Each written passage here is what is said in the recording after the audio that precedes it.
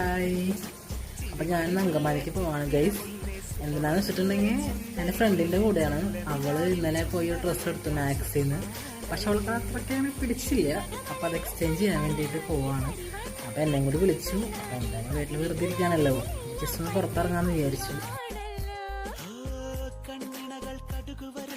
സുഖമാണല്ലോ കവിളിനകൾ ചോന്നു തുടിക്കണ പതിവാണല്ലോ.